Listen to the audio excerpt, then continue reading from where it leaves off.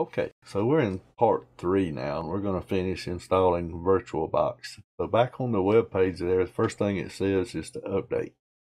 And I hit play. All before this was just me getting everything set back up. Let's hit play.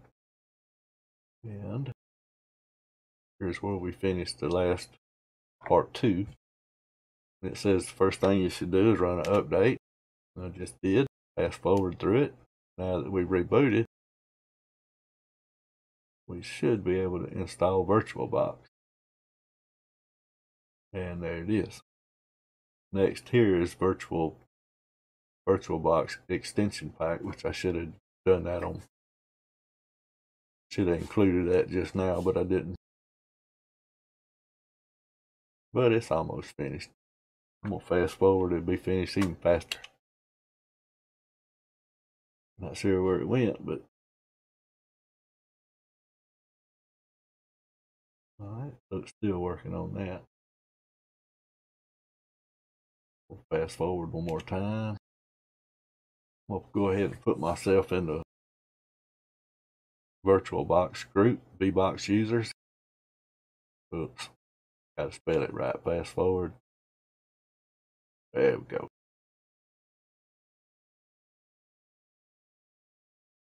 Alright, I'm gonna fast forward since that's still working.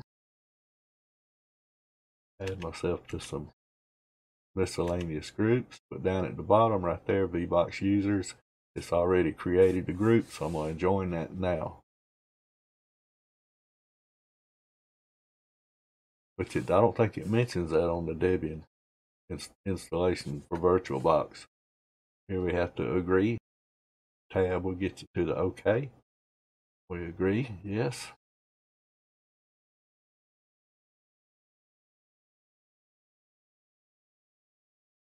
Fast forward. VBox driver does not exist yet. Fast forward. Make sure I install the appropriate headers. I believe we're running the LTS kernel, so that would be LTS headers or VirtualBox DKEMS. Let's add that to my panel. We're going to right click on it and say move, drop it right over here next to my files, and let's open it up, see what we got. So under extensions, we got Oracle VirtualBox and the VNC. This is version 6.1, 15.06.36, and it does work. I didn't have to do anything else. So that tells me the DKEMS must have came in with it.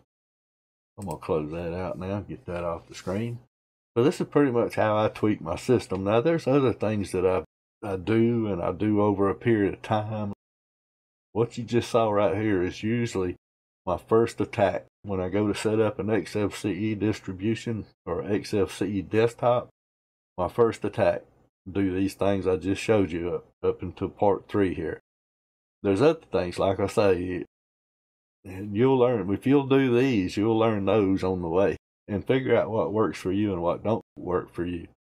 You know, sometimes when I know I'm fixing to do a lot of screenshots, instead of having to go up here and search for it every time, I put an icon in there and it's easily removed. Or I put a launcher right here and it's easily removed. Just right click on it and say remove. Or you can move it over here, put it on the desktop. It's just for ease, and what works for you, that's going to be up to you. And you saw how I set up Firefox where it's a little bit secure. There's nothing anybody can do to totally, I don't think, I might be wrong, but there's nothing that anybody can do that will just totally protect you from a virus coming in any shape or form, with one exception: stay offline. If you want a guarantee, stay offline. If you're worried, stay offline. Otherwise, set up your browser and, you know, just do the best you can and stay away from those old weird websites. Okay guys, this is my Debian 11 Bullseye setup. This is a T3500, and I'm proud of it. I must be. I keep using it. Actually, it's old, and I want I want to get some use out of it, so that's what I'm doing. Peace out, guys. Thanks so much for watching. I'll catch you on another video. Bye.